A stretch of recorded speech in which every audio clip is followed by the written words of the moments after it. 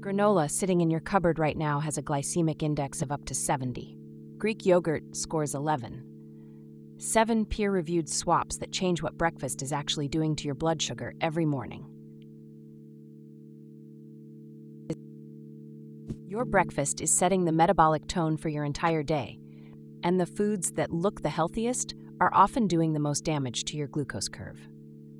7 swaps, all backed by peer-reviewed research, starting with the one that surprises people the most. No supplements, no lab tests, no transformation theater. Just practical substitutions you can make at the next grocery shop. Granola carries a powerful health halo, but most commercial versions land between GI 65 and 70, driven by added honey, maple syrup, and dried fruit. A standard 50-gram serving delivers a glycemic load of 20 to 30, and most people pour 2 to 3 times that without realizing it. Now draw the glucose curve over a bowl of plain Greek yogurt topped with mixed berries. Plain Greek yogurt has a glycemic index of approximately 11, one of the lowest of any food with meaningful protein.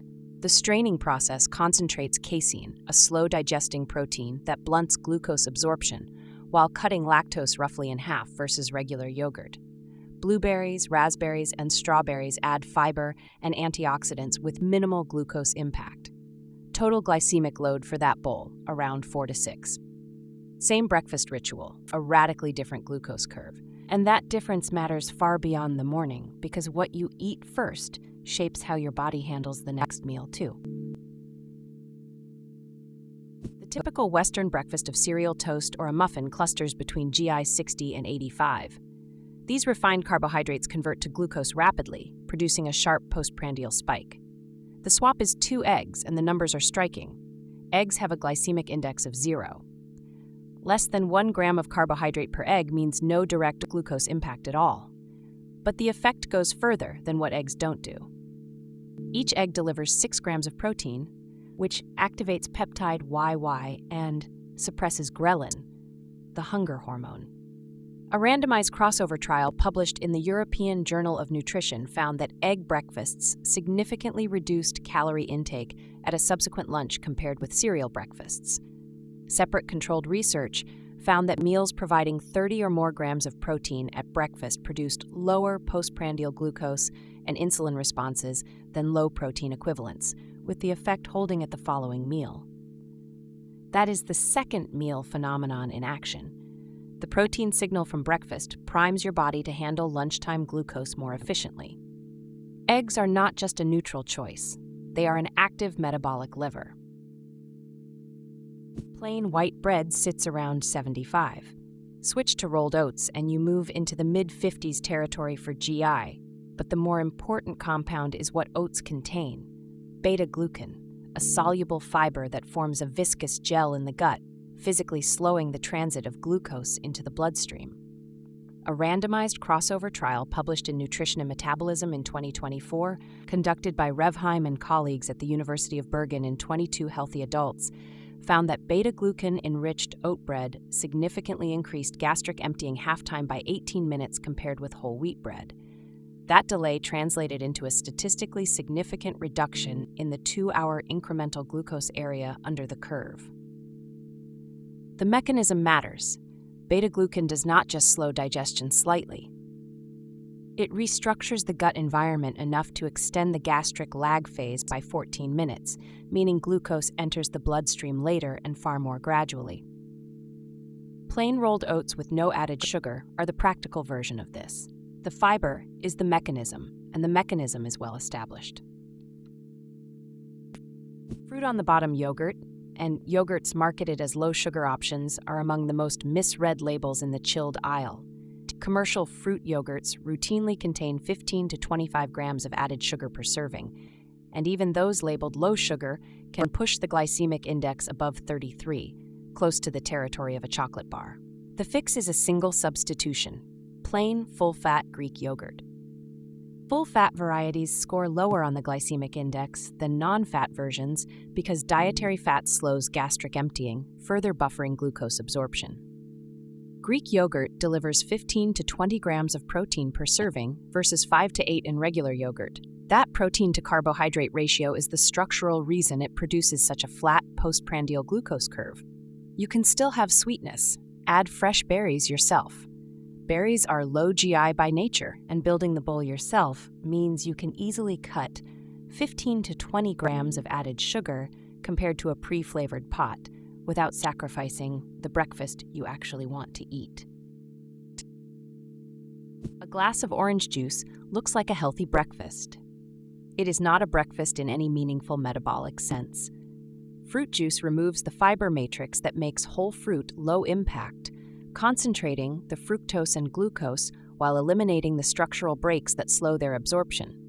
A 250 milliliter glass of commercial orange juice carries a glycemic load of around 15, the equivalent of roughly 3 teaspoons of sugar hitting your bloodstream with almost no resistance. Swap to the whole orange. Same fruit, glycemic load of approximately 5, with the added fiber intact. That fiber forms a physical barrier in the digestive tract, trapping glucose molecules and slowing their passage into the portal circulation. A medium banana is often misused as a juice substitute, but its GI of around 51 and glycemic load of 11 make it a middle ground. Berries and oranges are the practical whole fruit targets. The NHS directly recommends whole fruit over juice precisely because of this glucose impact difference. A glass of juice every morning is not a health habit. It is a sugar delivery system with good marketing. The green smoothie has become a symbol of healthy eating, but the ingredient list tells a different story for blood sugar. A smoothie built on fruit juice, banana, honey, and sweetened yogurt can carry a total glycemic load of 30 or more. The problem is structure. Blending destroys fiber architecture and concentrates fast-absorbing carbohydrates into a form the gut processes almost instantly. Research on insulin resistance and low glycemic eating patterns identifies a clear build hierarchy for a glucose-friendly smoothie. Leafy greens as the base, unsweetened liquid, a meaningful protein source, and fruit kept to half a serving of a low GI option. With 100 grams of spinach, 200 milliliters of unsweetened almond milk, 20 grams of whey or plant protein, and 50 grams of frozen berries, the total glycemic load drops to approximately 5 to 7. That is a 6-fold reduction in glucose load compared with a standard commercial smoothie, using ingredients that cost comparable amounts. The protein in the build also activates the second meal effect, supporting glucose handling at lunch. A smoothie is not inherently low glycemic. It is entirely determined by what you put in it. This final swap does not require changing a single food. It requires changing the order you eat them in. Research on food sequence and postprandial glycemia, published across multiple controlled trials, consistently finds that consuming protein and fat before carbohydrates at the same meal produces a meaningfully lower glucose peak than eating carbohydrates first. The mechanism is well understood. Protein and fat in the stomach slow gastric emptying and trigger incretin hormone secretion, particularly GLP-1, before the carbohydrate load arrives. By the time glucose from bread or fruit enters the bloodstream, the body has already begun preparing an insulin response. In practice, this means eating your eggs before your toast, or your Greek yogurt before any fruit or oats. The carbohydrates are identical. The glucose curve is not. Acetic acid, the active compound in apple cider vinegar, works through a similar mechanism. Studies show it attenuates postprandial glucose and insulin when consumed with a high glycemic index meal, though the effect is modest and context-dependent. Food order costs nothing. It is a lever most people never pull because nobody told them it was there.